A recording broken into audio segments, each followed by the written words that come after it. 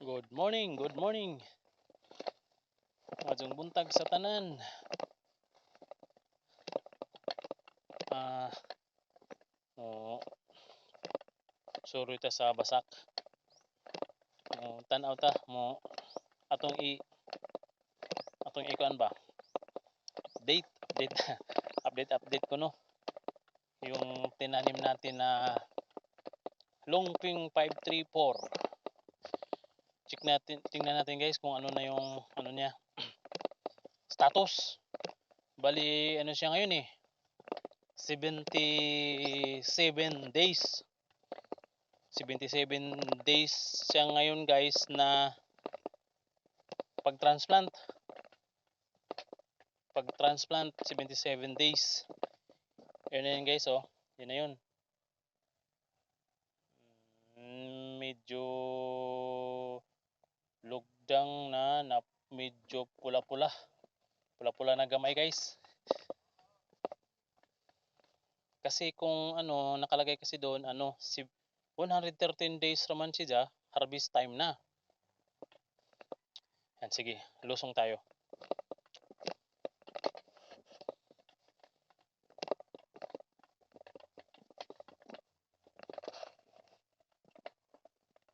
Itong kanal, pinaganda na yung mga kanal sa amin guys. Dati hindi pa to sementado Ngayon, ayun na, talagang salamat sa government sa tulong sa mga farmers. Yan yun. Isa sa mga magandang malaking tulong sa mga farmers yung kanal. Yan, tubig irigasyon. Free irigasyon. Salamat kay P. PRRD. Libre na ang tubig sa mga magsasaka. Laging bagay yun. Ayan guys, ito na yun. Yung lungping natin. 534. Guys, ayan siya. Medyo namumula na. Kaso, yung iba hindi pa. Pausbong pa. Ay, pausbong. Yung iba, sibol pala. May yuko pa lang. So, may yung piyangaw. Pero nakapag-spray naman ako nito guys. Yan. Sige, samahan niyo ako ha. Ito. Libot-libutin natin yung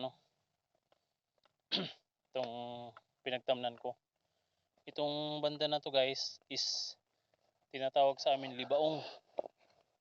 Ibig sabihin ng libaong, abunda siya sa tubig. At saka yung lupa niya is malambot ba? Hindi kagaya nung yung sa upland, salta. Yung naman niya is matigas. Kasi laging walang tubig. Kasi siya, yung mabilis mawala ng tubig. Sa Bisaya naman lugtasan. Ito guys, yung natin yung nilagay ng nanay ko na to guys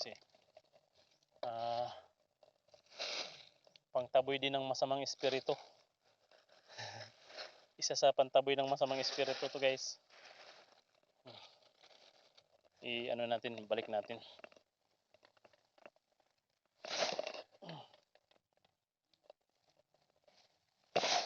Ayan. Ayan guys, pang ng maya kasi yung maya din pag pag dumadami silang pabalik-balik. Perwisyo din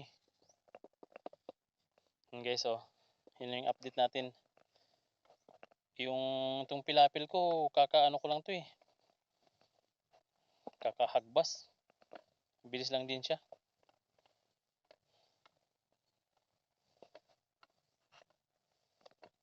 Sana guys hindi na masyadong bababa yung presyo ng palay dito sa amin para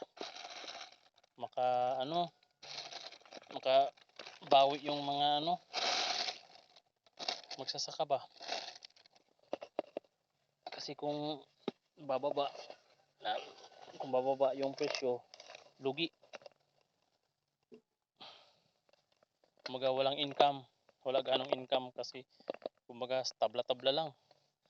Kasi mahal din yung gastos eh.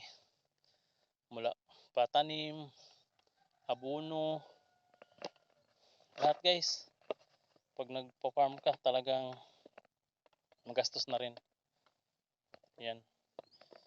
Tsaka yung pagiging farmers is negosyo to eh. Kasi maglalabas ka ng pera. Tapos kung hindi ka makaani ng mayos, malulugi ka. Kung yung pera mo eh utang pa sa yung namumuhunan, yung nagpapautang, may interest yun guys. 5% every month. Kung hindi ka makaani ng mayos, yun, talagang malulugi ka. Pero so far sa akin, okay naman. Medyo maganda rin naman yung bunga niya guys. Nakayuko naman din lahat. Yan, dito tayo sa dadaan. Kasi maliit. Bagay, pwede rin. Sige, dito lang tayo dadaan. Ito sa dulo. Hindi naman to kalakihan guys. Ilang pitak lang to eh. Natamnan ko. Yung libaong namin. Parang 4 na luwang. 4 na luwang pero malalaki. Mga 2 to 3 weeks siguro guys. Kaya na to. Kung tuloy-tuloy yung init. Yan no. Oops.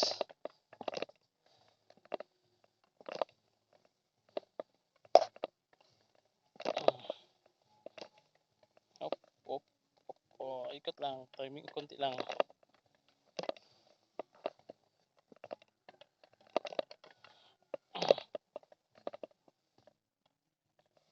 Oops.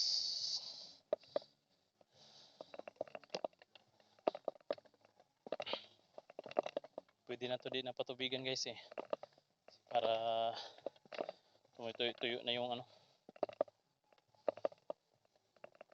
ng tubig baga mahirap pag mag-harvest pag maraming tubig.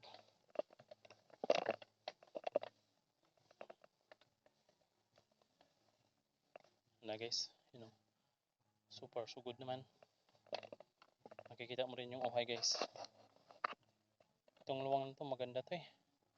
Sa tingin ko lang pero malalaman natin yan pag pag yung isasako na. Ayan 76 days after transplanting, yan na siya. Guys, yun, makikita naman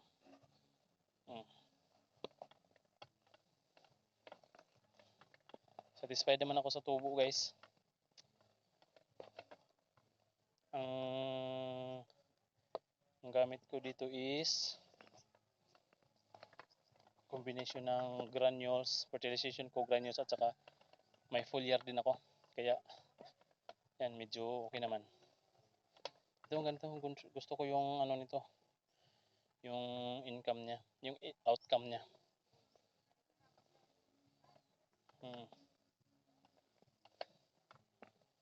Guys, may nauna nang nag-harvest mga manok. Mga manok guys. Manok ng bahay. Walang yan. Matigas din naman yung lungping na kasi yung iba nababali.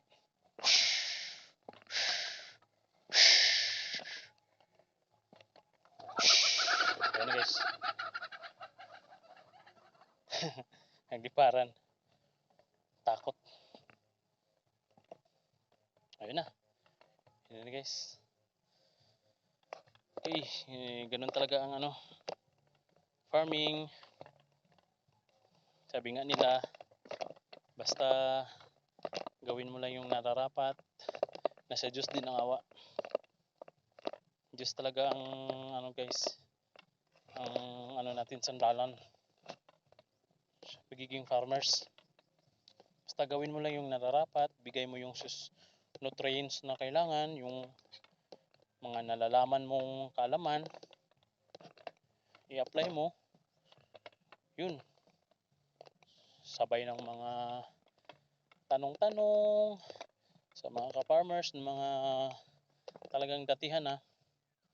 Yun, laging tulong yun. Sa tulad nating nag-uumpisa pa lang. First time na talagang magpalay ngayon guys. First time ko to sa sarili ko. Pero dati naman talaga din, alam ko na rin kasi nanay ko, tatay ko, maliliit pa kami. Talagang sanay na rin kami sa palay, sa bukid. Pero yung ako na yung sa akin na yung plano, mga paraan, ngayon first time. So sana sa sako is makadami tayo at saka yan, makasapat din ba sa pangangailangan. Okay guys, sige. Salamat sa pagsama nyo sa akin. And maraming salamat sa lahat. Shout out sa aking mga kakilala dyan sa Montalban, sa East Villeview Phase 1A, mga kapit pinto. Shout out sa inyo. Nami-miss ko na kayo. Okay, sige. Bye-bye. Salamat.